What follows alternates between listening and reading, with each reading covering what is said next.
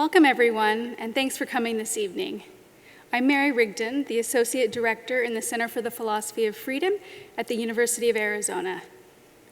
Tonight is our first public discussion forum, where we'll be part of a terrific conversation about, among other things, how the restaurant and food industry has and hasn't changed over the last 2 years. My colleague, Sara Moscanali, and I wanted to create a public space where we could have people with expertise in industry, education, and public policy come together to talk about topics that we hope are of general public interest. And of course, let us all eavesdrop on that conversation. Arguably, nothing occupies the unique role that restaurants and food occupy in our professional and social lives. They are often at the center of how we celebrate milestones and accomplishments with loved ones, how we start and build relationships, and to academics, at least in part, they're a big part of the job interview process. A global pandemic of a highly transmissible airborne virus, to put it mildly, will disrupt professional and social life in a profound way. So we thought there are no better people to talk about this than our 3 James Beard-nominated chefs joining us tonight, all of whom continue to operate their businesses under extraordinary circumstances. We're fortunate to have Sabrina Medora as our moderator. She's a food writer, public speaker, and editor. She writes frequently for Food and Wine, Plate Magazine, and The Kitchen. She's also San Diego Magazine's newest weekly food columnist. You can find her on social media at Sabrina Medora. Without further ado, Sabrina. Thank you, everyone, for having me here today. We're very excited. Just a quick reminder, this whole session will be recorded so that you can watch it again at your leisure and also hopefully share it amongst your peers. And now, without further ado, the panelists. Amanda Cohen, you can find her on social media at DirtCandyNYC. I recently read an article that said the following about Amanda.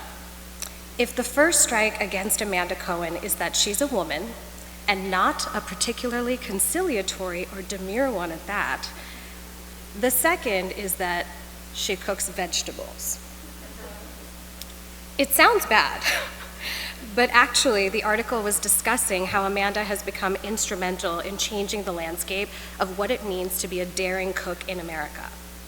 Not only is she an Iron Chef, she also happens to be a graphic novel co-author, which is really awesome, a James Beard multi-finalist, and she's the chef owner of New York's first ever vegetable-focused restaurant.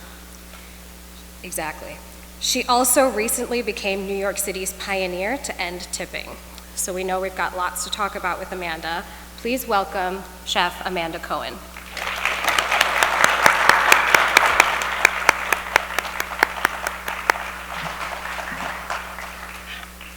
Next, we have Don Guerra.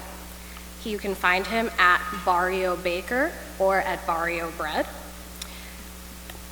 You know, I was just saying to someone last night how challenging it is for me to straddle the line between public speaker, food writer, and aspiring novelist. And if there are any middle grade or young adult agents in the audience, please slide into my DMs. But then I met Don last night. He is a legit anthropologist, teacher, and baker who just happens to also be a James Beard finalist. It all seems rather eclectic, but spend 5 minutes talking with Don and it'll show you just how much it all works. He's a 2001 graduate of the University of Arizona College of Education, and he's ensuring that the buck doesn't just stop with him. By investing in local sourcing and nurturing his team through growth mentorship and mindset, he really is helping to pave the way for a new approach to baking in America. Please welcome Don.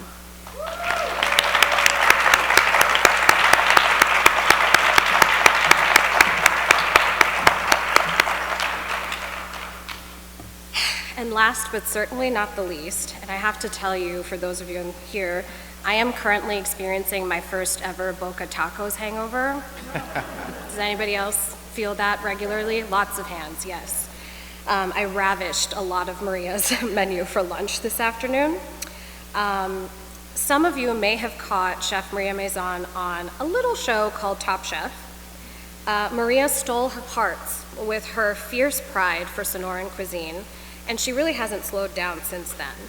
Maria has partnered with several big organizations in America and recently just brought a long-standing dream to life by opening a bodega and tortilla shop with her younger brother Miguel.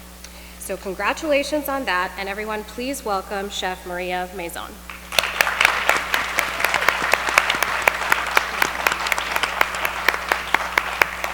And you can find Maria at Chef Maria Joe on social media. And now we'll just dive right in. This feels weird.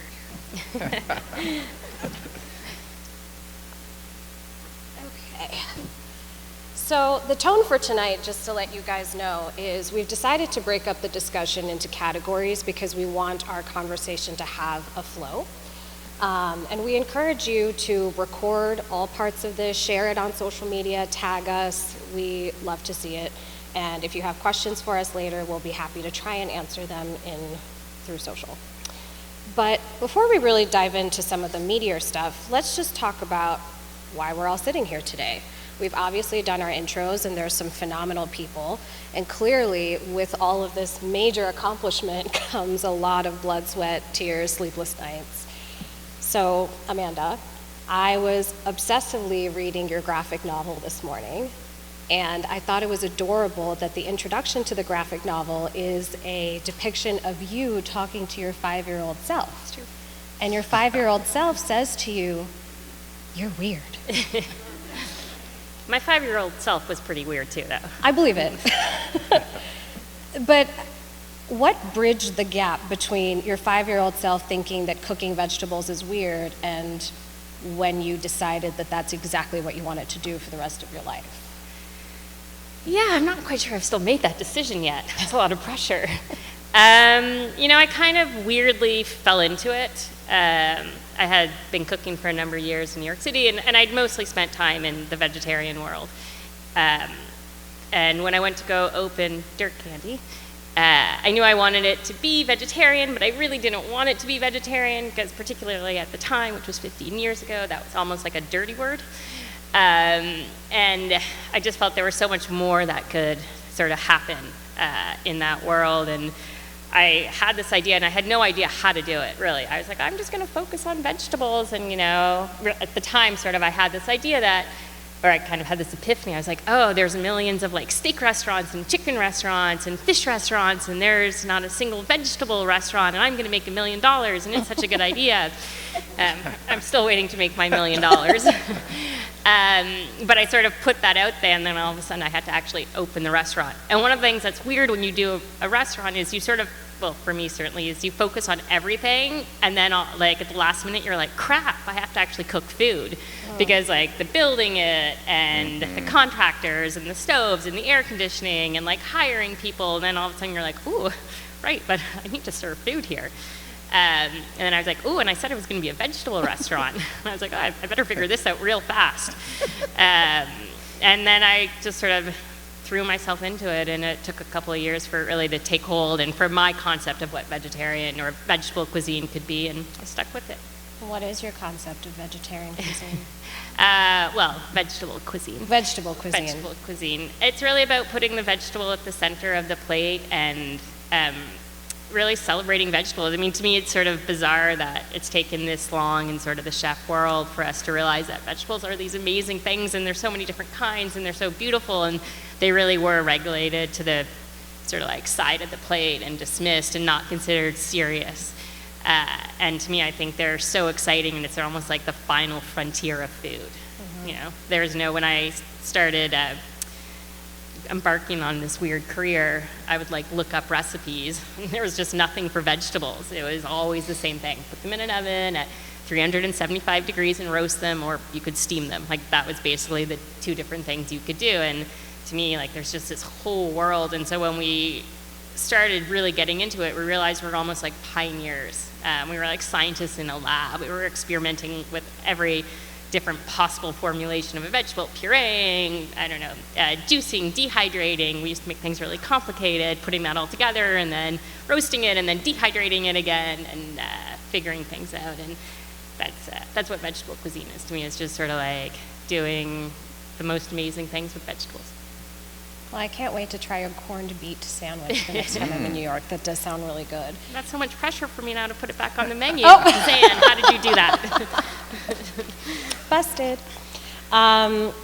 Maria. Ay, ay, ay. You, I love Maria. You and I have talked extensively about this in the past, but you're so unapologetically creative and so you in the kitchen. When did you first realize that the kitchen is where you are such an uninhibited form of yourself?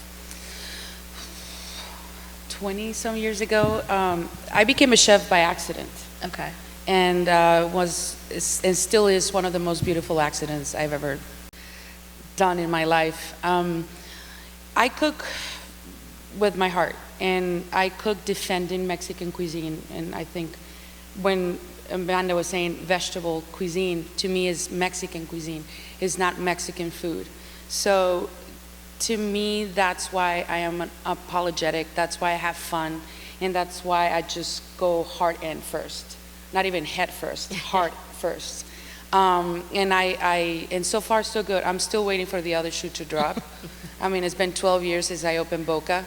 I still have no idea what I'm doing, but so far so good. But it's just showcase that it's all right to be not right, and it's all right to just put a taco on a plate and call it a day. And it's all right to have frijoles with nopales and praise them in the sense that they belong in the same category that Kobe beef or duck. That is when I realized that I was good at making those things shine, that cheap food. I was actually put him in a tuxedo. I said, okay, I can do this for the rest of the world to understand what we are as Mexicans. So far so good. I'm talking to you, fancy people. I should say the same thing. No, and I mean, you've been on Top Chef, you're gonna be on TV again pretty soon. I mean, it puts a lot of pressure, but the Top Chef situation was amazing. I'll do it again and again because I got important people to say Sonora, Tucson, Chiltepin. Like, they have no idea what we have to offer here in the Southwest.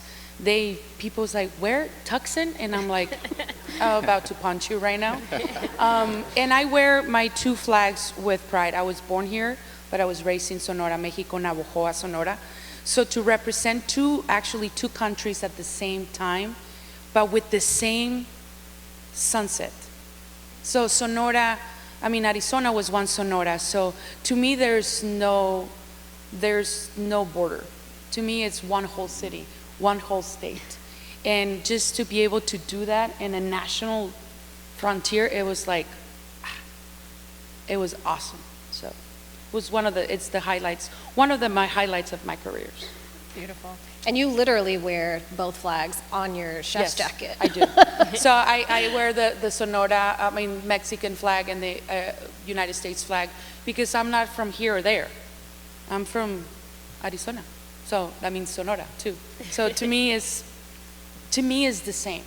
And to be able to showcase and scream it at the top of my lungs that I'm very blessed and proud to be a Mexican American that lives in Tucson, Arizona, never gets old.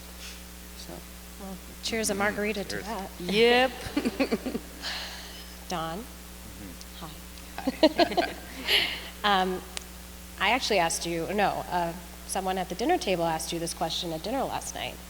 And the way that you spoke about how you first fell into bread, if someone had been walking by as a bystander, they would have thought you were telling a love story. It was so like, I wanted to wipe a tear away. So would you mind sharing? Oh, it's a lot of love. I've been baking 30 years, and I studied at the University of Arizona anthropology. I left Tucson looking for a little summer fun in Flagstaff and promised to return to school. And I found myself staying in Flagstaff and baking bread. I found a job baking bread, and it was pretty much that first night I fell in love with the bakery environment. I had been, I come from a Mexican-Irish family, so it's a lot of party, it's a lot of feeding people, and being in the kitchen, that's where I love to be, watching my mom make bread and my nana making our tortillas. I was at their hips all the time trying to steal what I could, not get my hands smacked. But I loved it. That first night, I knew it was for me. I grew up in a barber shop. I knew the entrepreneurship. My dad taught me these skills, the hustle, and I just felt like I needed my content. I had worked in kitchens. It's very different.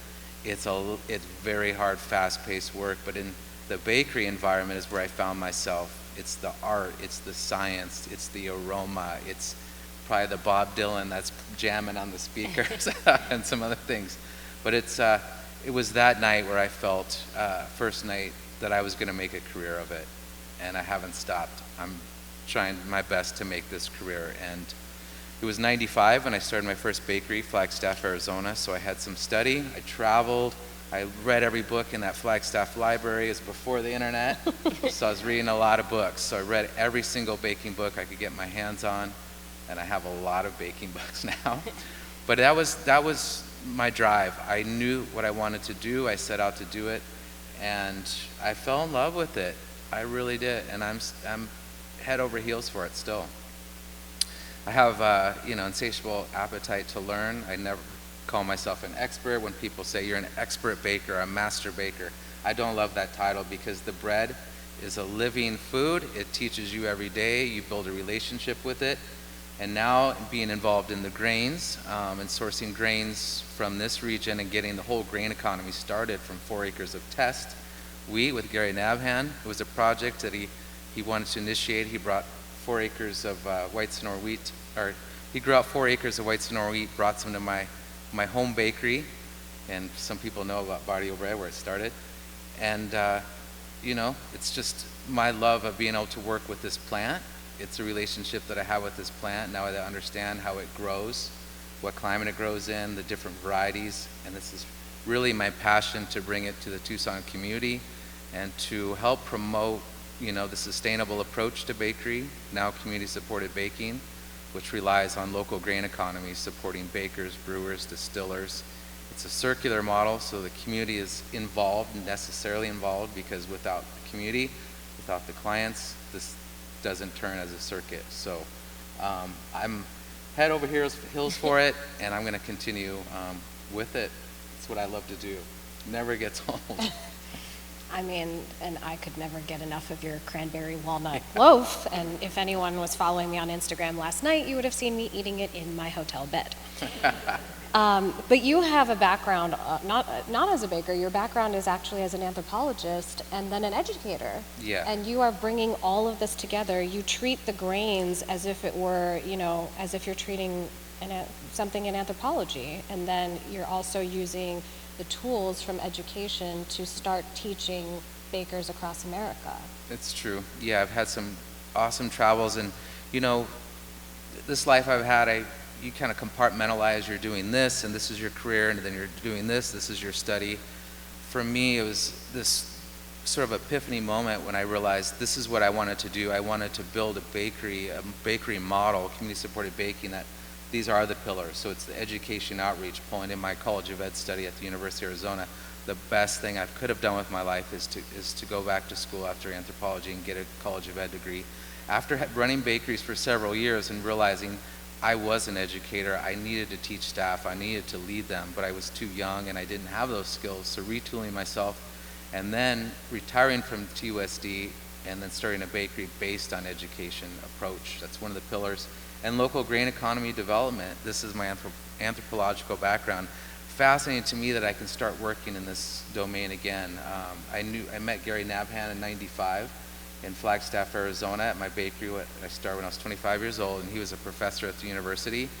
And that man loves his bread. He loves his bread. So he came in and just totally blown away, because I did have the second European-style bakery in Arizona, and I helped to start the first one in Scottsdale years before.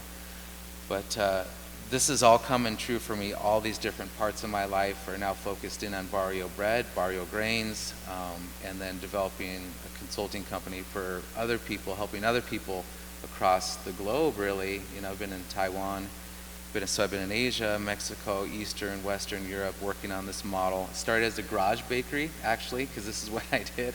In 2009, retired from teaching. Economic crash, no money loan for SBA loans. I went to the garage. I had seen it in Mexico especially. I love these home bakeries in Mexico.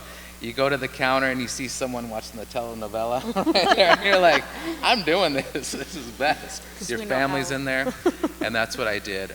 So I consulted on that, and now a lot of people are doing it across the world, but now building these bakeries that are sustainable on local grain systems, local grain economies is my passion now, and I hope to share that. So yeah, pulling a lot of different studies in my life, but it's all making sense now. My parents didn't understand when I chose to be a baker after university, but they get it now, and they're very proud of me. My biggest fans, my mom and dad. Oh, well, you know, my parents still don't quite know what I do. They're like, "Oh, you're speaking today. What are you talking about?" Don't worry about it. Restaurants. Obviously, COVID has affected all of our lives, personally, professionally, environmentally, socially. And that's really still the question that's on everybody's mind as we start to work towards our future. I don't know if it's a new normal or a different future, or perhaps we go back to some of the same ways, but I would love to hear from each of you, maybe starting with you, Maria, on what do you think is the biggest change within your immediate work environment because of COVID? Besides the pricing going up to the roof, it was, people don't understand this, but we were talking about the to-go boxes. From buying a to-go box that it used to cost us 80 cents, and I'm one of those people that I was not going to cheapen my brand and buy styrofoam. If I was going to do biodegradable, I was going to do biodegradable. So from 80 cents went to $1.20 to $1.20. Each box cost us $2, $3, $4 for us to be able to sell food to make a couple dimes. That's the biggest change. To be clear, when you say each box, you're talking like when I come to you and Yes. I say I want to take one taco to go. Yeah, I want to and punch you give sometimes. me- Yeah. and you give So me a don't do it. cardboard box Yes. that's biodegradable, that one box. Yes. In the peak of the pandemic, the prices are here, at least Yeah. in Arizona, were ridiculous. Second, post-pandemic, middle pandemic, and after, pandemic, people were, and including myself, because we were in pins and needles, so people were a little bit on the edge. And a lot of, because we were short-staffed, we had to furlough our, and that's one of the hardest things I've ever done, to furlough my employees, and then little by little bring them back. And actually, my own employees came out with a formula. So everybody got hours. They were actually playing tag team.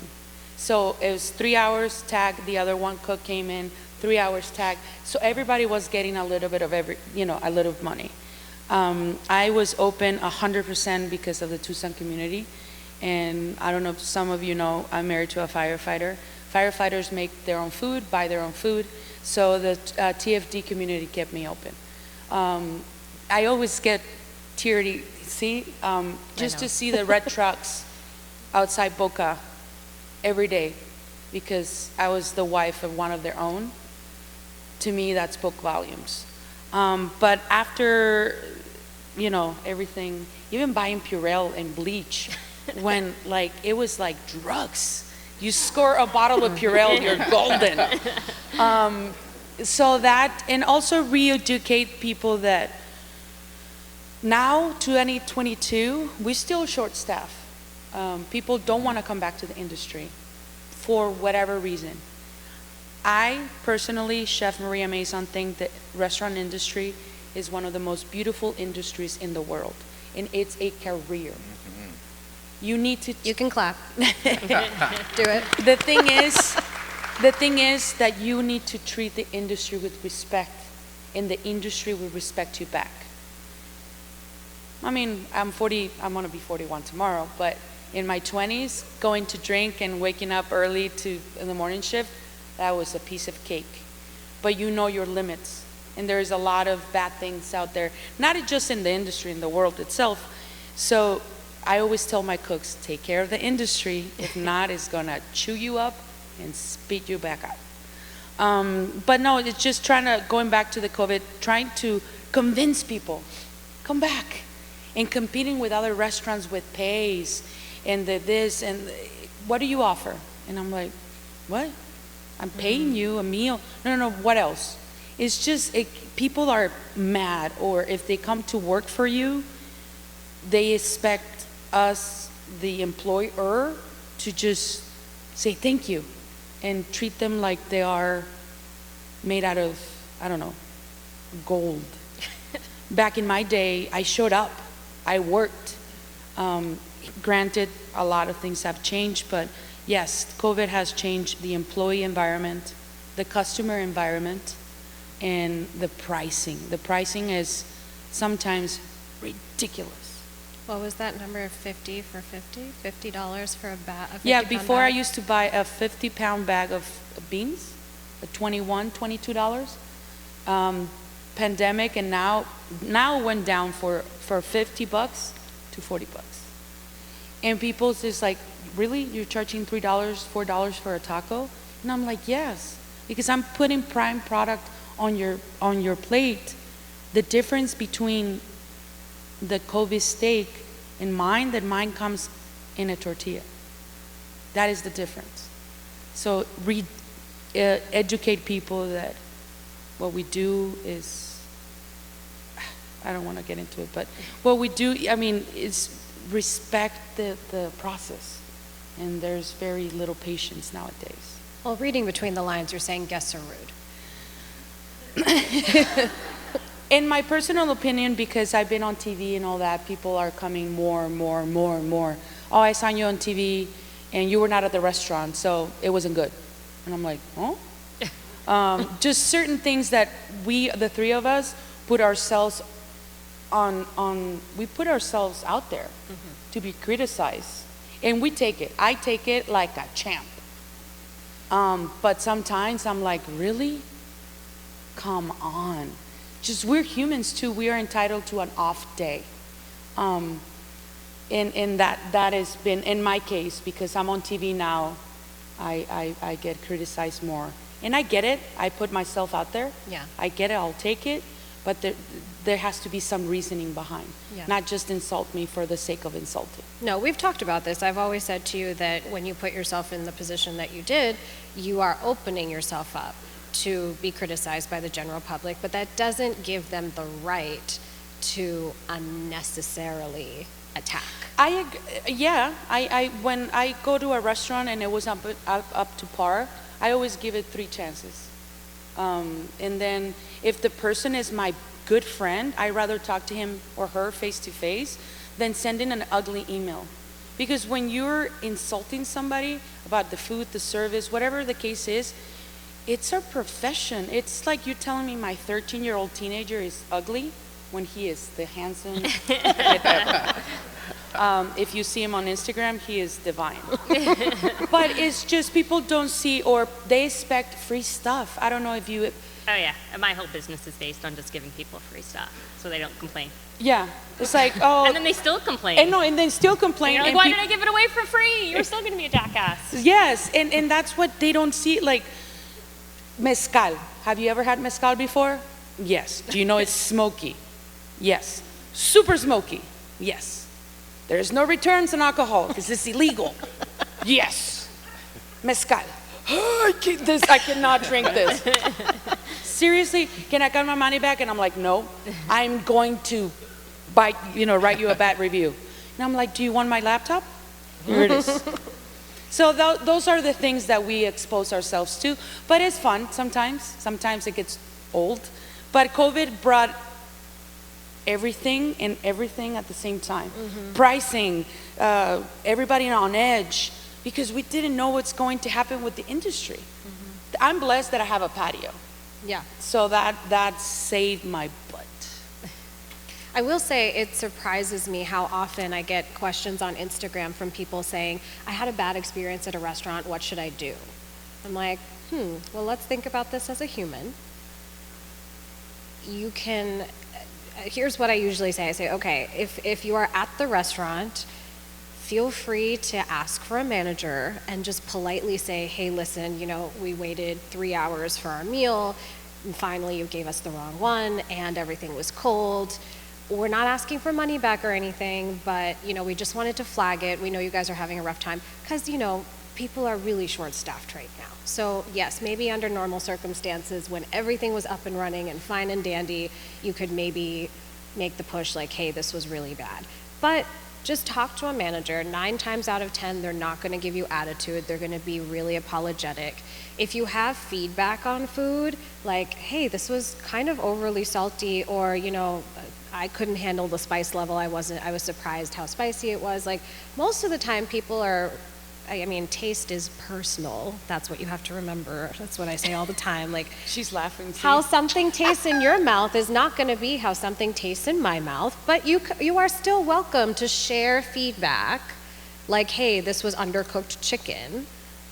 And that I appreciate if you guys tell and me, people will appreciate it because it gives them the opportunity to fix it. And that's really what the bottom line is like, before you turn to Yelp and start like going on a rant or like shaming them on Instagram, which I've seen so many times and it's so awful, give someone the chance to fix it. And then if they don't, Then you can write. then you can write. I mean, really, like one time a server body shamed me because I ordered dessert. No joke. I was with my husband and some friends, and the server literally looked me up and down, and he was like, well, you would order more. And I just was floored. And I was so horrified, like I didn't eat my dessert, I was so sad. And then I went home and I wrote a private message to the Instagram account. And they were like, oh, well, we'll look into it. And then there was no response from them ever again. And I was like, okay, well, you know what? I'm just not going to give them my business anymore. But I still didn't go and like rant. There's no need of the rants. Sometimes I personally have made many, many mistakes. And sometimes it is infuriating because the mistakes as a chef was so obvious, but for whatever reason I don't know what happened. But I do take it to account. It's like, you know what, this was so salty. And I'm like, let me fix it. Let me go to the back, cook you something new. It's on the house, but this is what we do. We create. I love them people, that first bite, and when people do the nod, that is a high for me. I don't know for you. You caught me doing a dance? Yeah, I caught her doing the dance this morning. But just to look in my dining room and just people like nodding to each other, I'm like, wow, I did something right today. Yeah, So love that. Don, what do you think is the biggest change in the baking industry since COVID? Yeah, and I like to mention the restaurants too. I'm a partner Yeah. in Barrio Charro and the Monica now, new restaurant here in Congress. And I've learned a lot. So I'll start with the restaurant and then go to the baking.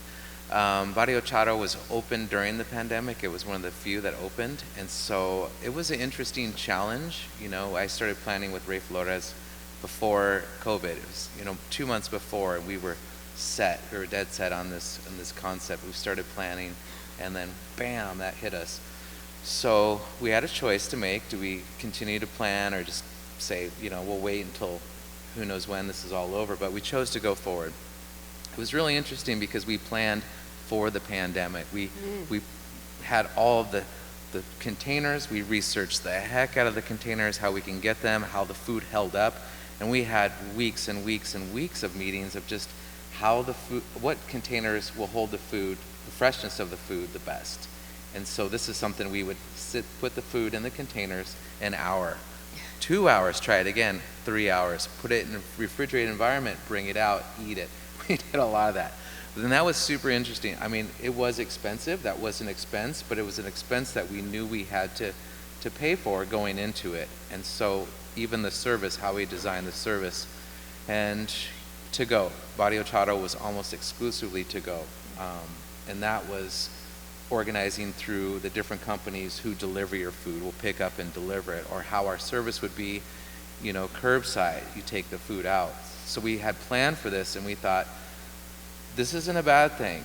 This is really going to change. The restaurant industry, the food service industry is going to change no matter what. No matter how we come out of this, it's changed forever.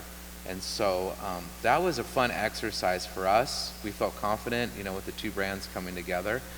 And I'm involved with restaurants. I always wanted to try it. So this is, pretty much new to me, and I still enjoy it so far. I'm pretty new brand into new. it. Yeah. Get back to us in 10 years. Right, yeah. But I love it because I do have some great partners, and I bring my, my strength to it. And I'm not a restaurant operator. I could say this is the difficult part of it, but it's a fun exercise for me, and I've learned a lot. And now we have two successful restaurants that have sort of this bulletproof factor on them, because we now have different modes of business and how we distribute, how we serve, how we, have people come in, how they dine, their comfortability inside, outside the patio is our key. Sort of a fast casual concept, where people come, they place an order, they get a number, the food is brought out to them, whether if it's outside on the patio or inside the dining room. So that has changed, but I think it's here to stay on how we look at this approach and people's comfortability and how they take in this experience of going out to have food. That's a great point, because someone from social media had submitted a question to say, how are restaurants going to accommodate for indoor dining, but also for the people like myself who are not quite comfortable with going indoors to dine yet? And what I'm hearing from your answer is that restaurants moving forward, it's a new business model where that is always going to be taken into consideration. Mm-hmm. There's different comfortabilities for everyone, but I think this is it. We have to listen to the consumers, have to find out how they best experience or what their comfort level is, and then cater to that. I mean, part of it's the reverse, of course. We have sort of, restrictions on how we can do this or that, but we're willing to work together. And I think that's what's changed, is listening to consumers, but also consumers listening to businesses, because the business you used to go to and had a certain experience, if they had been there a while, they had to change during COVID. So I think that's part of this consumer understanding, is they are short-staffed. Okay. So when you go, you're not seated in 5 and 10 minutes. And if you see open tables, it doesn't mean, why can't I sit there? There's just not enough staff to service you. And we have to prioritize, do you want great service, or do you want to just sit down and then have just a couple of people walking by you? So, this is a factor. I think the community's more aware as we go through this and even come out of it, on what are limitations on both sides. And it's an understanding that we do have to be more patient, and even things not on the menu anymore. It's supply chain issues. There aren't these menus, they're just full front and back, and we have all these different ingredients. Freshness is key. Maybe we can't get those ingredients. They're expensive. We've had a limit. So I think it's an understanding on both sides. Or running out of stuff. Mm-hmm. It's valid. 86, we call it 86. That means that we run out of the item. It's valid. I'd rather run out of beans that I cooked this morning at 7 o'clock and put a new batch the next day and serve fresh beans. Or when the avocados were ridiculously expensive, I'd rather take the guacamole dual out of my menu. How dare you? You don't have. And I'm like, I don't want to overcharge you. What do you mean? It's like, my conscience cannot charge you $30 for a side of guacamole. $30. Well, the cases here in Tucson were running about 100, 120. Now they're 38 to 40, but they're rocks. I don't know if you're experiencing that. But they're always $60 in New York or more. We start at $60 for avocados. Well, you have an avocado guy, though, in New York. We do have an avocado guy, but I don't use enough avocados to use the avocado guy. You don't use the avocado guy? Because you have to have cases of it. I know, I'm dying to meet the avocado. They have the avocado guy. You have an avocado guy. Okay, well, I know that I need to go take a little field trip to New York now. That's very interesting.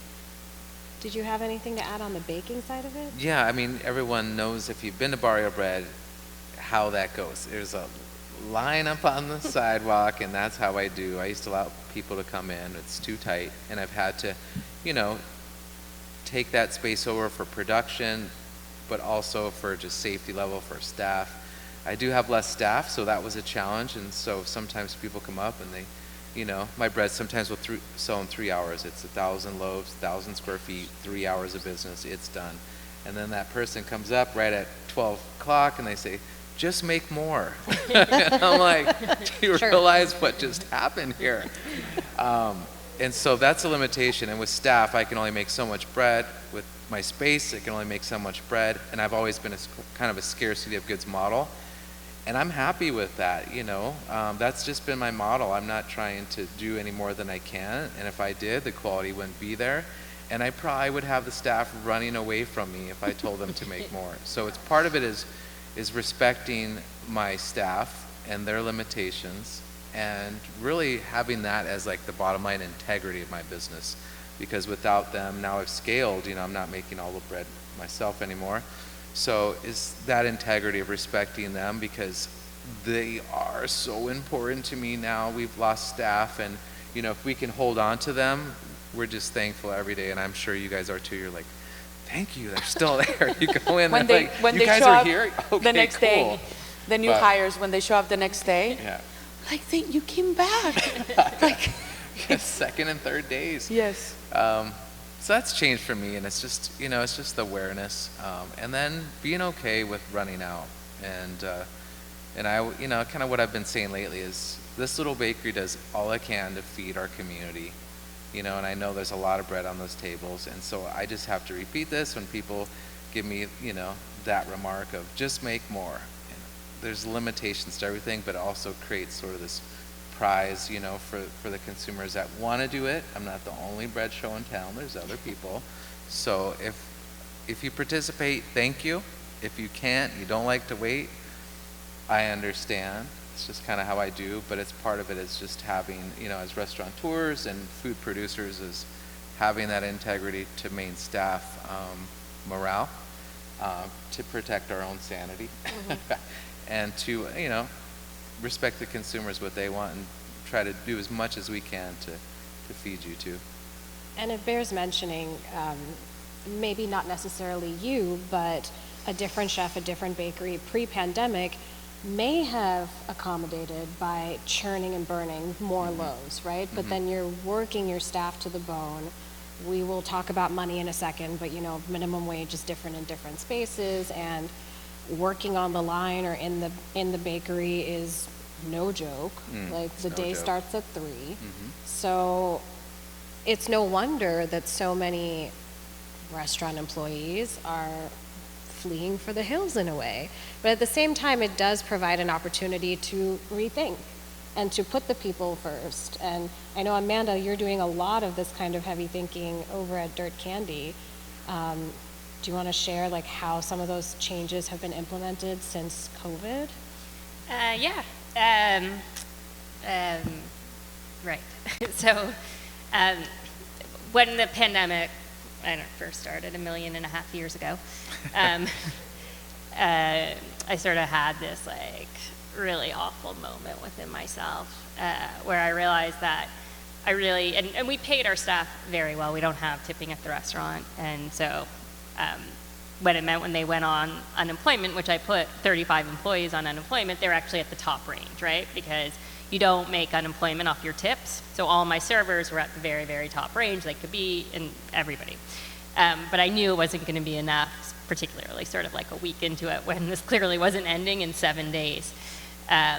And I felt awful, and I hadn't really given myself enough savings from the restaurant, and I didn't give the restaurant enough savings for what I thought was going to be 1 to 2 weeks. Obviously, as it lasted, there was no way I could have had enough money in the bank to control this.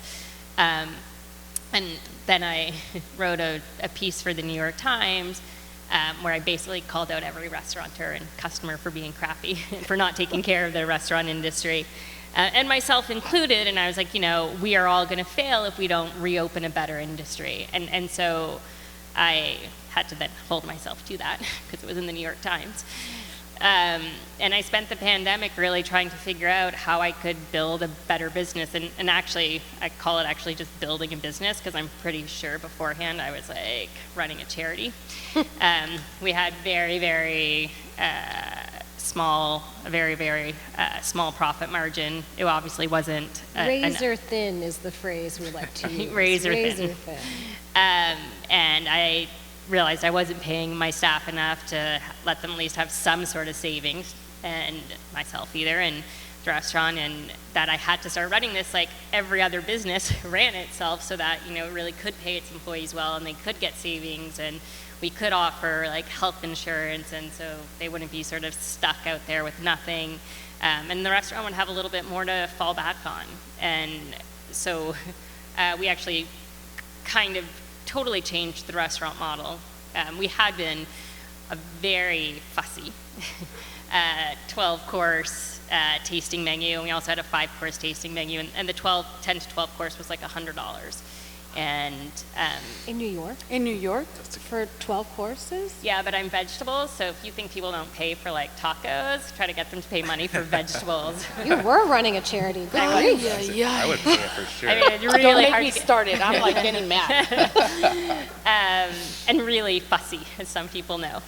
And the 5-course was maybe 60, 65 or something. And throughout the pandemic, we did pivot. We did sandwiches and salads outdoors, and we did a very small tasting menu that we changed every 2 weeks. And I really stupidly kind of looked at my costs, and I was like, oh, if I'm only really running one menu, my food costs are much lower than they were, and there's somewhere in there that I can see we can start to make some money, or at least, you know, not have these razor slim margins.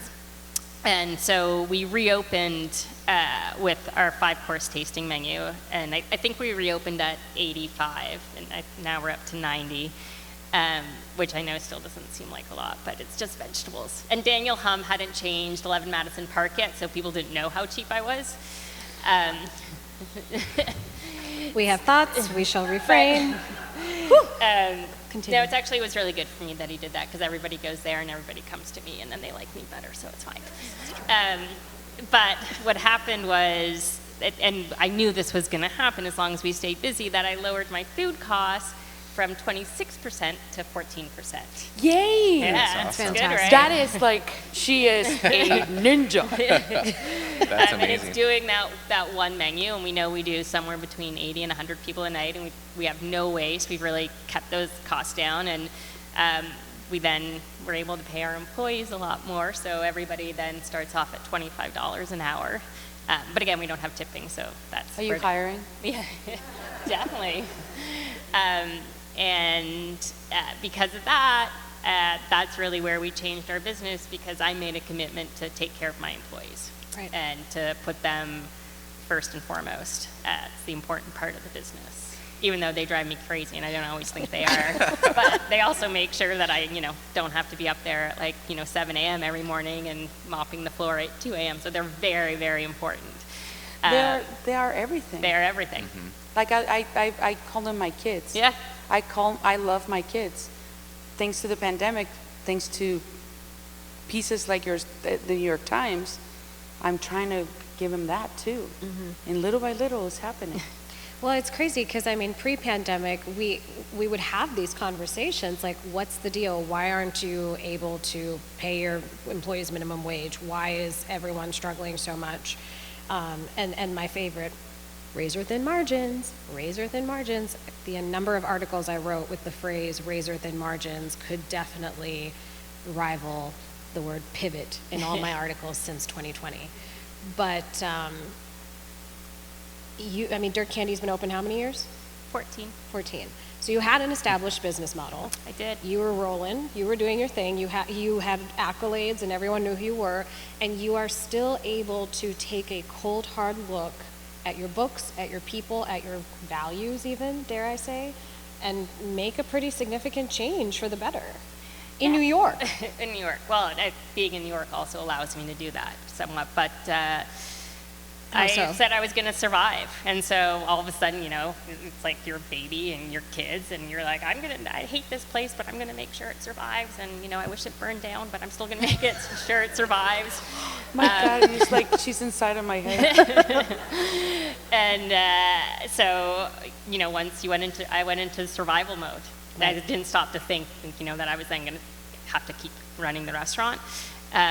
But it was the most important thing to me was to protect it and to protect my employees. And one of the things I've said a lot is I'm going to leave this industry better than I found it. And this is sort of my legacy. We need more people like you. Thanks. Be Like honest. all of you. Well, like to me, my cooks call me Ma. Ma! I always try to take care of them because they take care of me. But I want to show them that the industry is worth staying, that the industry is worth the headache. Yeah. There's worth okay, if Boca all of a sudden cuts on fire, the rule is get the expensive booze out, call the insurance company, and then call 911. But they take care of me and what you did and you did for your kids. And it's hopefully, it's like the pandemic. People are start catching on to that. Not just you or me or Dawn. It's just take care of your own because they will take care of you. Yeah. But sometimes I do hate them. That's fine. It leads into an interesting thing you and I were talking about, which is, there's giving your workers the monetary incentive and the respect of their time, but also we were talking a lot about purpose and making businesses, as we look ahead, more mission-driven. Right. Right? Is that what you were saying? Yeah, exactly. As a leader, it's my responsibility to try to inspire them and hopefully sometime help them develop their own passion for what they're doing. And I'm responsible for that. I have to come in every day, and luckily for me, 99% of the time I have that. And so leading them in the way where they feel part of it, they feel that, and they forget once in a while when things get tough that we are feeding people. How important is it that we're feeding people? And not only feeding people this bread, but involved in raising a grain economy. So this is the piece I try to remind them, and then they get to see, when I go on these other field trips that I do to do the grain research and work with farmers and bring those species back and then get them into bread production. These are the moments where they really feel connected. They feel excited when we have these new things to work with. And so I feel that is my job, to keep it fresh, to keep them learning. And just like a classroom as an educator, that was my job, to keep them engaged. And I had that accountability piece with the district, with parents, with my peers, my principal. But now this is sort of up to me to continue with that theme to inspire them.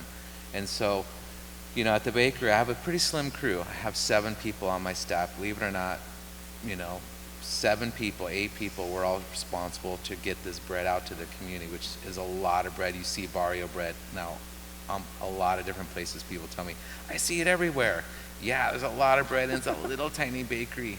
I do have bakeries set up at the 2 restaurants, so we're doing some bread production there. But I love to teach. I love to teach that forward and then try to, like we're talking about, inspire other people to become engaged and be part of it. My legacy will be to, when I'm not around, to hopefully leave something in place, the grain growing in the desert with heritage and these ancient grains that are taking 30% less water inputs, researching that part of it. And that's a concern for some people. Why would you grow grain in the desert? Well, why would you grow cotton in the desert? This is what we're shifting. I'm working with cotton farmers shifting to grains, ancient heritage grains. So this is a shift. So when they see that sort of research happening and then coming right back into that bakery, this is when they feel really connected to it, and why I can hold on to my staff 3 and 4 and 5 and 6, even 6 years, having those people at the bakery. I also wanted them to feel like they're growing, so I have an expansion coming with my business, so you'll see that soon. You'll hear about it. But this is part for me. I'm a person that's really growth mindset. I love to have new exciting things to work on, but that's sort of an obligation I have for my staff, for them to do the same thing over and over and over. It gets tough, you know. It's tough for me, obviously, but hopefully they see these opportunities to grow and take on more responsibilities, or just see the bakery expand, or these new sort of facets that come in, like now Barrio Grains is a new grain company I have that I've founded. And so there's more grains coming, more farmers coming, and they see this work and they're part of it from a small little seed, and this is growing. So that's part of, you know, what I like to make sure they feel too, in order to have that retention, you know, that employee retention and that But you know what, invigoration. now that you say retention, what speaks very highly of chef owners, bosses, like the three of us, is when employee stays with you. I have employees that have been with me for 10 years, That's awesome. 11 Yeah. years, and I've been open for 12. Yeah. So I'm doing something right. And when they look at you and when they see you crying, it's like, hey, we're going to fix the boat. They call the restaurant the boat. We're going to fix it. We got you.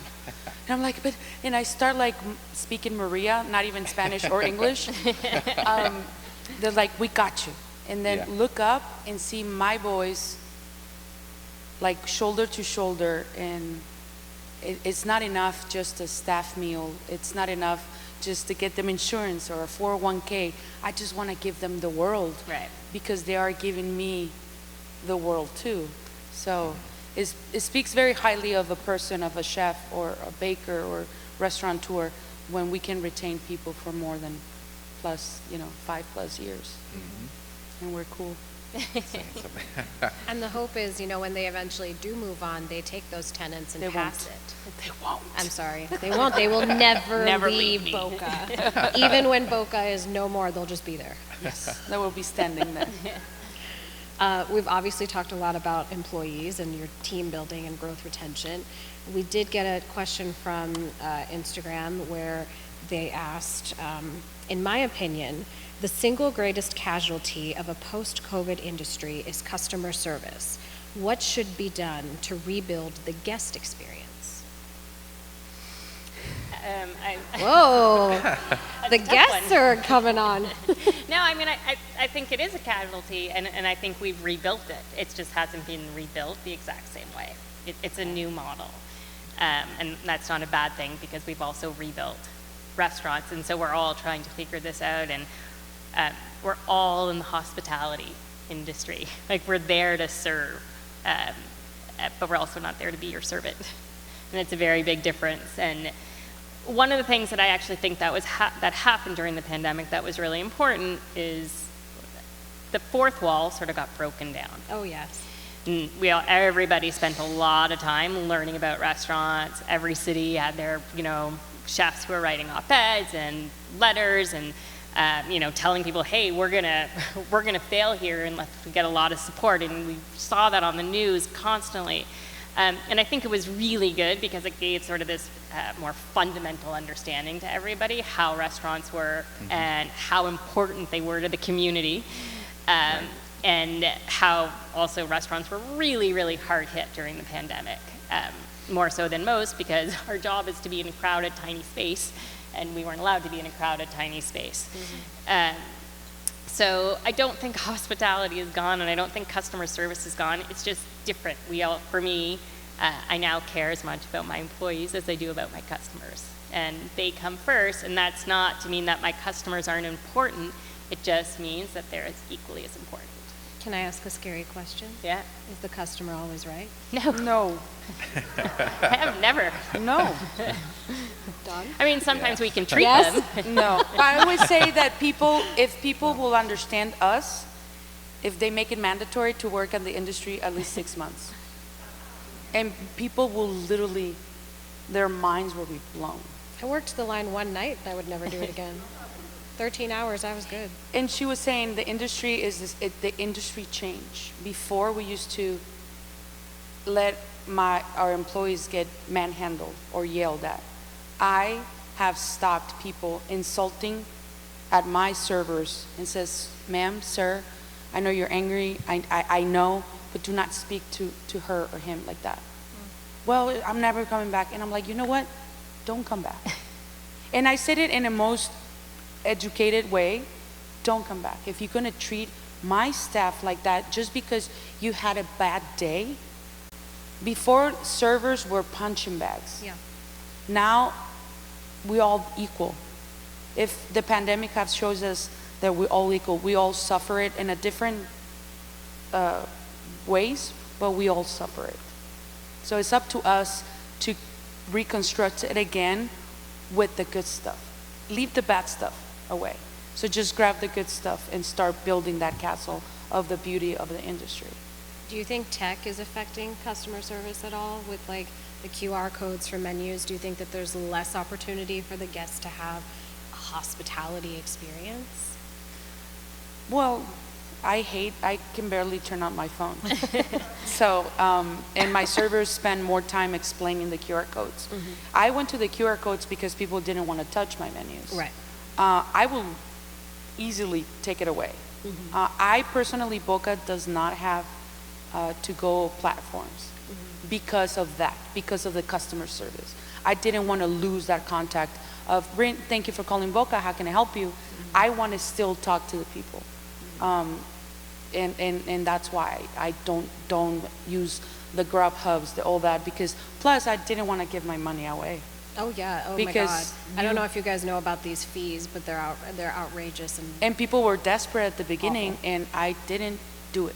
I rather go deliver a cater myself and call it a cater than give away my money or my employees' money.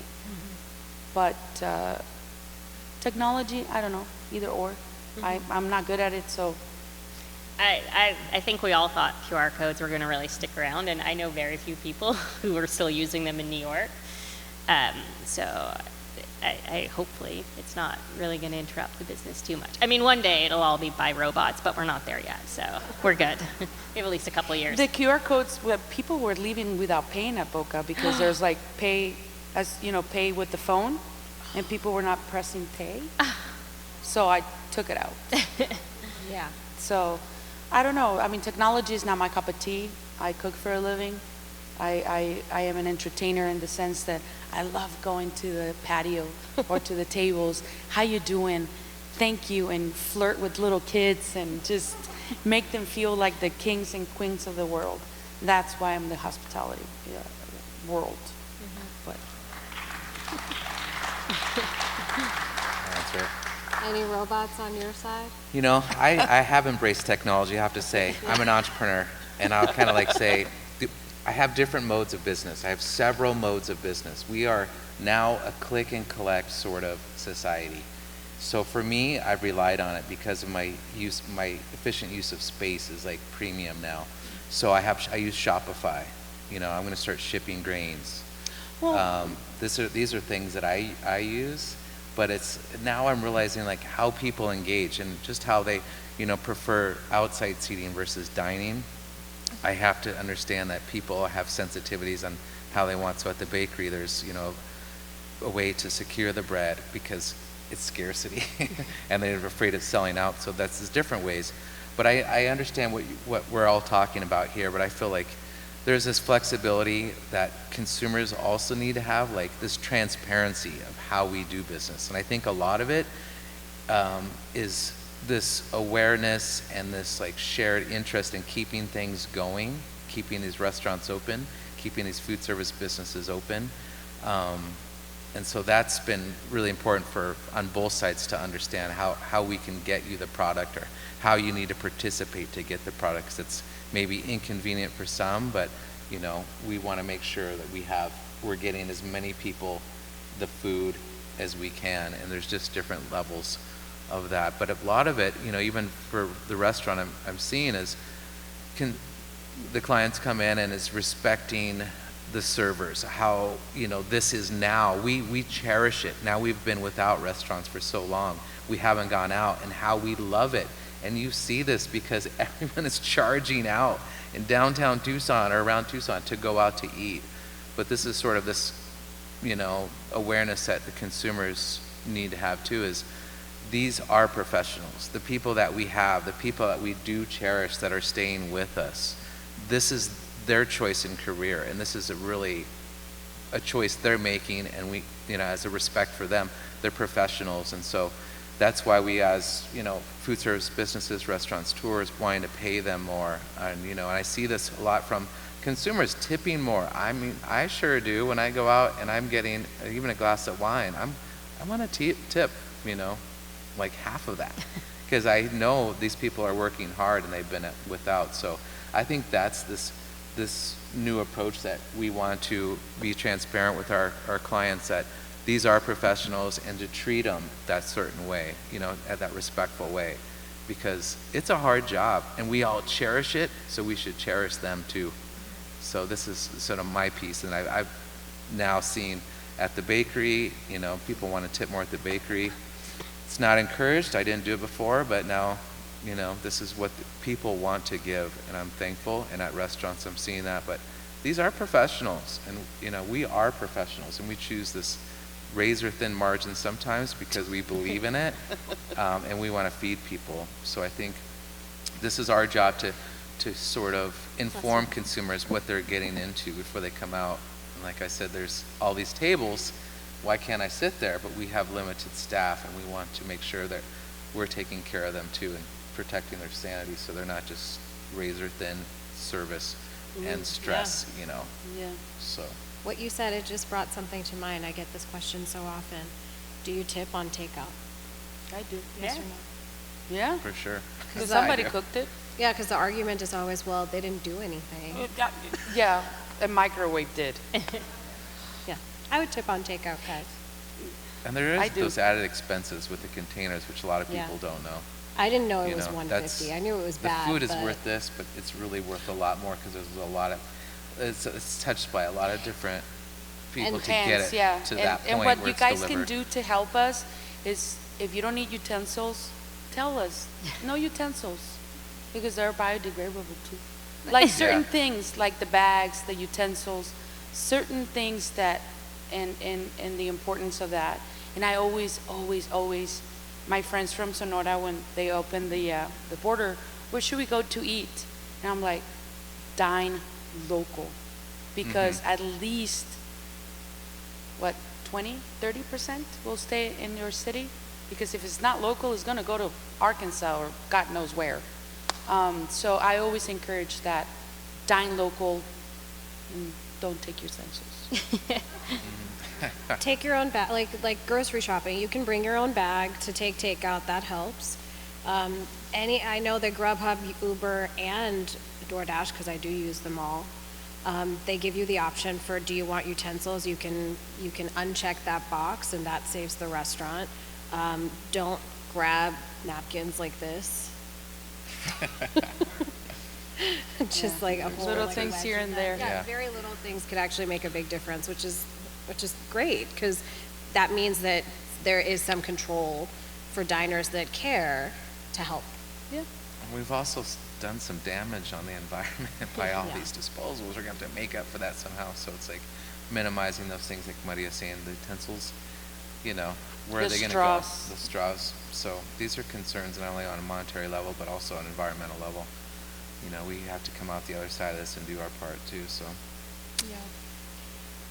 This leads in really well to something that I wanted to talk about, which is general public policy for the future of the restaurant industry.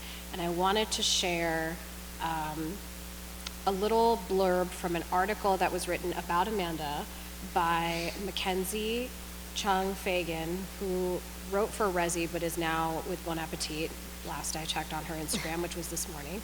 But the article came out in March of 2021, and I'm just going to read you a snippet. When the Independent Restaurant Coalition started, this is a quote from Amanda, few of us realized that there were 500,000 local restaurants employing 11 million workers in this country. None of us knew how much we were putting into the economy. For every dollar I make, 97 cents goes back out, end quote. In other words, because Dirt Candy carries a higher payroll specifically because of Cohen's policy, she pays significantly more taxes than comparable establishments. Her insurance bill is higher too, since workers' comp is calculated based on payroll. Quote, We are on the cusp of losing an entire generation of chefs, and we need some sort of government intervention. I can hold on for a little while, but I'm fortunate. I wanted to leave the industry in a better place than I found it, but in a few months, there might not be a restaurant industry left for me to fix. It was a good quote. I mean, even for someone like me that is aware of the inner workings of the restaurant, it did give me goosebumps to read that particular part of the article because it's true. Yeah, I mean, going into this, Not that you would say anything false, but you know what I'm trying to say. I mean, when I started with the IRC and we were starting to get all the numbers together, and that sort of blew our minds how many, like 11 million restaurant workers, that's insane. That's independent restaurant workers. It's 16 million if you count like fast food workers on top of that. That's a huge number. The restaurant industry is the second biggest employer in the United States. Number one is the government. And yet nobody was like giving us aid right away. We really had to fight for it. And 500,000 restaurants, we've lost 100,000 of them. And we are still on the cusp, potentially losing a lot more because the Restaurant Revitalization Fund has not been passed yet. Mm-hmm. Which, Can you help us know what is the Independent Restaurant Coalition? so there is a restaurant group. There's a group in Washington that lobbyists that does represent restaurants. It's called the NRA. It's the other one. It is the National Restaurant Association. And it truly does represent restaurants. It just doesn't represent all restaurants. So it doesn't, independent restaurants never really had a voice in Washington. And this isn't anything against the NRA, but big franchises like McDonald's and my restaurant have very, very different needs. And we want very, very different things. And so it doesn't really make sense for the NRA to represent somebody like me or somebody who has a couple of restaurants. But the NRA was the only thing that there was. And it became very clear at the beginning of the pandemic that we were in big, big trouble and we really needed to get our voice out in Washington. And just sort of like, when I realized that there was 500,000 restaurants and 11 million workers, that's basically the reaction that Congress had. Like, they had absolutely no idea. And they kept telling us, well, these like slim margins that you have, these razor slim margins, that's your fault. Why don't you run a better business? And on the one hand, they're right, but we also kept having to tell them, yes, but that money, if I'm making $1 and I'm keeping 3 cents, then 97 cents is actually what's going back into the economy. Like, this is a huge ecosystem. It's not like those 97 cents just sort of disappears. It goes to our labor, it goes to our linen company, it goes to our vegetable growers, our meat producers, the dairy guys, the ceramics person, you name it, the guy who fixes your dishwasher. It's a huge, huge ecosystem that the restaurants are built around. And that was sort of the initial goal of the IRC, was to really educate Washington, D.C. about the restaurant industry, and in particular the independent restaurant industry, and see what they could do for us, because it was sort of clear at the beginning that the two PPPs, the Payroll Protection Plan, it wasn't really going to work for us, particularly the first round, because you had to use it up before most restaurants were even allowed to open. And so we were like, well, what's the point? I'm just going to hire people to sit at home? Like, how exactly is this going to work? And you only had those 2 months to use it. And the first thing the IRC did was we fought to get it extended from the 8 weeks until the 16 weeks. And then we fought really hard to get the second round of the PPP, which also was really great. But both of those, because it had to do a lot with the relationship you had with your bank, a lot of small mom and pop first generation restaurant owners weren't able to access that. And so a lot of minorities, a lot of BIPOC restaurant owners, a lot of women restaurant owners, they were left out of both PPPs. And so our goal became to set up a new bill, which was the Restaurant Revitalization Fund, which actually was funded Our lobbyists were like, we've never seen a group get anything passed this fast in Washington, D.C., which felt really good. And that was our singular goal, and that's the IRC 1.0. Unfortunately, Congress only funded it up until 28.6 billion, and actually we needed about, we were asking for 120, but as it turns out, we only needed 70 billion. And that's left a lot of restaurants without the funding that they need to survive. And so I'm sure here you all see it. There's some restaurants that have all the money and some restaurants that have none of the money. And then it kind of got complicated because there was all these lawsuits and lots of we had set up the program so that minorities and BIPOC restaurant owners and women would sort of get the first go at the money so that they wouldn't be left out. And unfortunately, then there was all these lawsuits.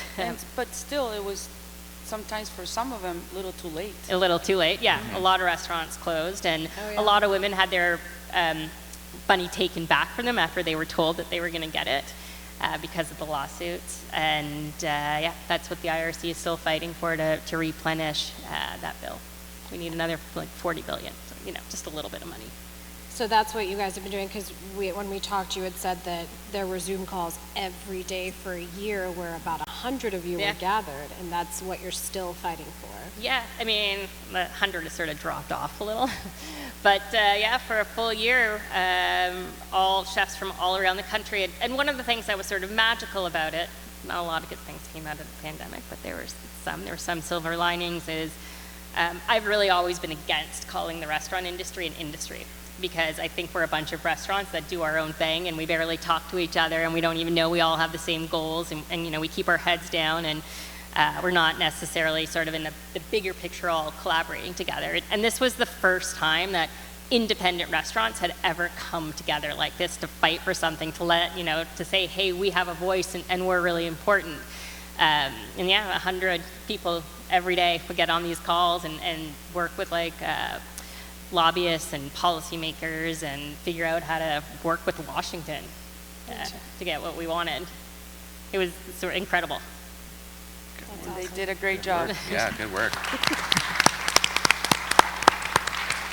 Well, my watch tells me it's almost time to begin winding down for the evening, and it does bear noting that all four of the voices on the stage today, a couple of years ago, you wouldn't have been hearing from these voices as much as you do now, and there's still a long way to go for how far these voices are traveling and how much they're being heard. Literally, the title of the article that I just quoted from was, Amanda Cohen is a pioneer, why aren't we listening to her? That's the story of my life. Mom and dad. Oh, your mom and dad talk to my mom and dad? Yes. But rather than just talking about obvious things that are all over at this point, I actually want to talk about how we can advocate for further change. So, Dawn, I know that you passionately are talking about cross-border initiatives and opportunities. Can you share a little bit on your thoughts with that? Sure. And Maria can really speak to this as well, but we've had some great travel together and working a lot in Mexico. So there's a lot of work, things to visit Tucson and Vamos a Tucson, how they're shining a light in this region. We talk about how the border is just the border, it's crossed us, and how there's this work on both sides of that and really just trying to break that whole thing down. There's so many wonderful people that we work with in Mexico, and the grains in Obregon is a premier grain growing region there in Sonora, Mexico. And we're It's 45 minutes away from Navajo. Yeah, it's right there. So she knows, and she's been aware. And everyone should be aware that there's an amazing agricultural movement, and it has been in place for years, and why not share that? So this is what's been happening with Visit Tucson, being able to take us and to share best practices, our chef skills, and celebrate feeding people. And so these are really exciting moments because travel's opened up again and has allowed us to do this, but I'm a firm believer in just celebrating what we have here in this region, this Sonoran region, and on this side of the border, that side of the border, whatever it is. But these are fun moments for me, and bringing that grain back across and celebrating the farmers that are growing it. I mean, this Father Kino brought wheat to this region late 1690s from Sonora, Mexico, up the coast, the west coast all the way up to Washington, and it spread across. So this is one of the first wheat species to be introduced to North America, and this is sort of like a preservation of that, but celebrated, going back to the farmers who are growing it. So as a chef, I get to express this potential of this grain, this potential of this plant, but instead of, people seeing me and, James Beard, chef, and wow, I have this amazing bread, I wouldn't be anywhere if I didn't have those farmers in place. I wouldn't be anywhere without these seed scientists and these people like Gary Nabhan that actually went to Sonora, Mexico in mason jars and filled those mason jars with seeds and brought them and planted them and grew them. And so this is what we have now, hundreds and hundreds of these acres of grain. And it's really due to this working in this region with the farmers of Mexico and celebrating together this potential and bringing a spotlight to this region, not just to this side of the border, to that side of the border, but to this total region. And so this is fun. It's part of my heritage. My dad's family from Magdalena. And so I get to kind of go back in time and celebrate this. Like what was my nana's nana making tortillas with? It's this wheat. And so this is inspiring to me, but making sure the people of this region see Mexico as this amazing potential to feed our people, not just people in the U.S., and where does a lot of the food come from? The produce? We know, so let's respect that. And so this is our chance to really bring a spotlight to the farmers and what we do as chefs to bring this food into this, delicious, delectable items that we can share with you people. But, for me, it's really celebrating that whole grain chain, or this whole chain that goes into bringing it, planting it in the ground and growing it and then bringing it to life as a food. Going back to basics. Mm-hmm. Thank you. Mm-hmm. We've had a lot of fun doing it.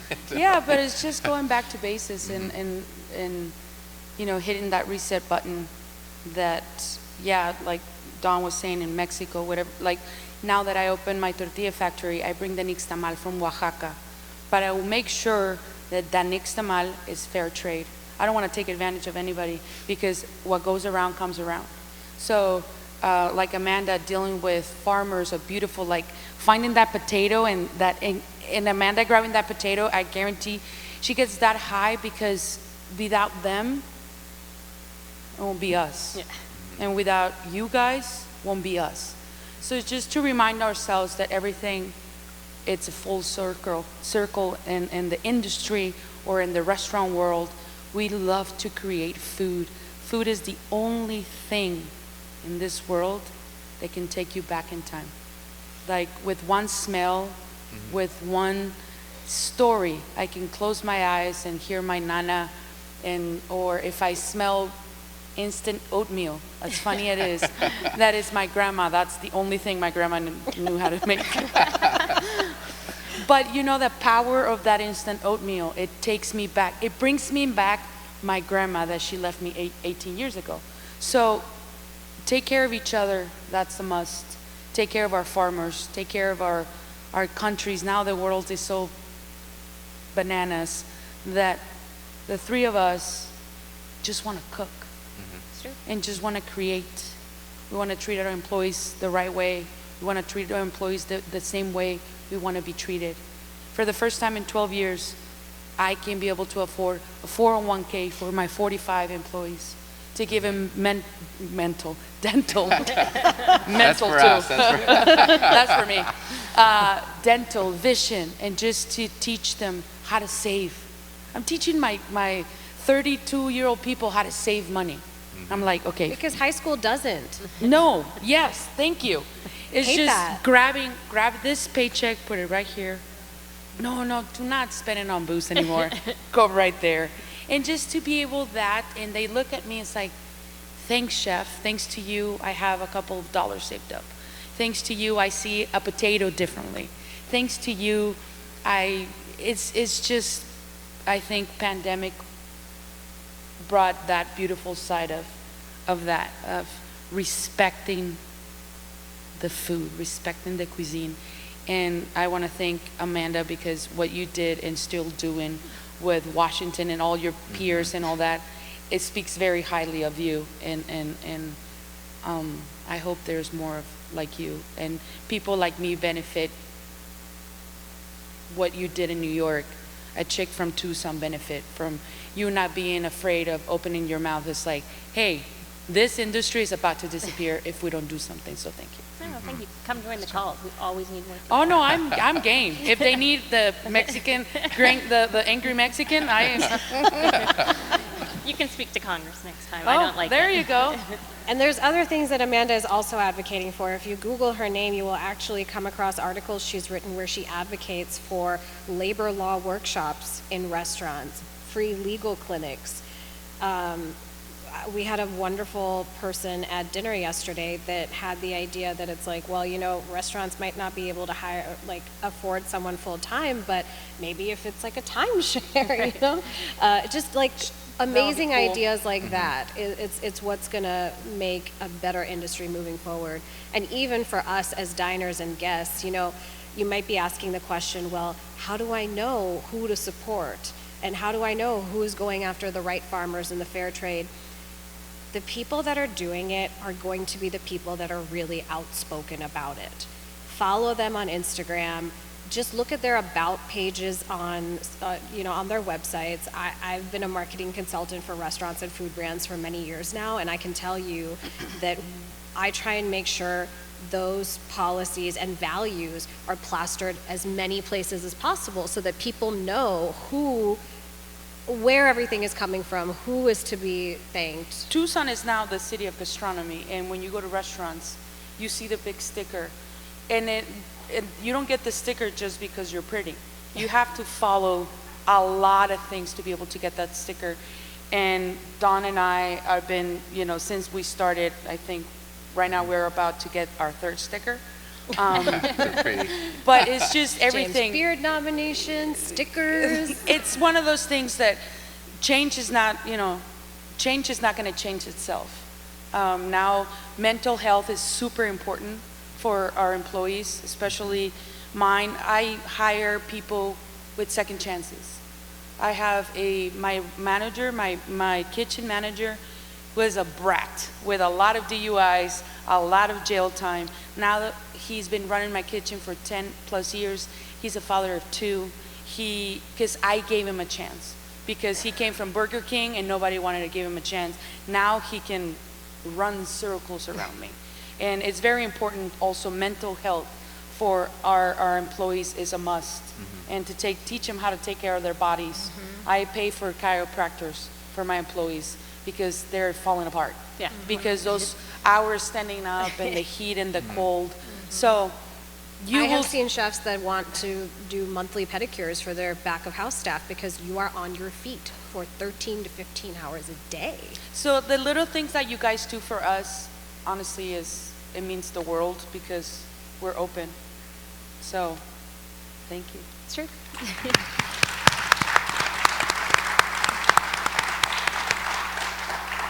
Well, friends, hey, we kind of made it. We obviously covered a gamut of topics this evening, and obviously it is just a speck on the surface of what we can talk about all day long. And actually, we have all been talking all day long about this. But as I always say, awareness is the first step to problem solving. And awareness definitely needs to extend beyond just the people that are directly involved in the industry, out to the people that just love and support the industry. So, thank you to you all.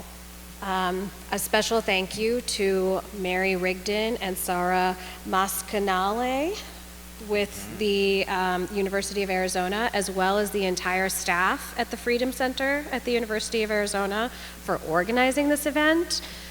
Big thank you to the beautiful space here at Fox Theater and all of the wonderful people that helped us feel so rad and cool. We were backstage. Yeah, we were in the green room and it was awesome. Thank you for hosting us tonight. Thank you guys, because I feel like I'm walking away with strong, beautiful friendships in the industry, which is always awesome. You, of course. We were, Yeah. we, We go way back, all the way last year. And most importantly, thank you all for coming, because it really means the world for us to see that people care, people are listening. And I know I saw so many heads nodding throughout this evening. We saw so much laughter. We saw so much clapping. I know that just this one conversation is going to make a really big difference, especially if you share the recording. So thank you very much. A big round of applause to everyone here.